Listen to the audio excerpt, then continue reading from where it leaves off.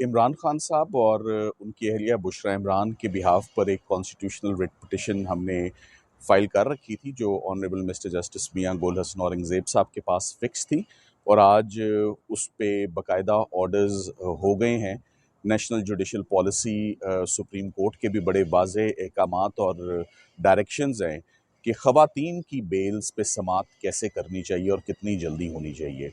ये तोशाखाना 2 केस है जो नैब कोर्ट से ट्रांसफ़र होकर स्पेशल जज सेंट्रल FIA की कोर्ट में आ चुका है और तकरीबन 7 से 8 पेशियां हो चुकी हैं। अभी तक सरकार इसमें तैयार नहीं है और असिस्ट नहीं करती, तो हमें मजबूरन हाई कोर्ट आना पड़ा डायरेक्शन लेने के लिए कि बेल हेयरिंग जो है वो उसकी इम्पोर्टेंस होती है, उसमें ताख़ीर नहीं होती और वो एक्सपेडिशियसली डिस्पोज ऑफ होती है, मगर सरकार जानबूझ के कोर्ट को असिस्ट नहीं करती। कभी एक बहाना होता है और कभी दूसरा बहाना। सो आज वो तमाम बहाने मेरा ख्याल है ख़त्म हो जाएंगे और उसके बाद इनको मजबूरन तोशाखाना 2 जो कि बुल्गारी सेट के ऊपर है उस पर समाअत होगी और मंडे को इंशाल्लाह इसमें फ़ैसला आएगा।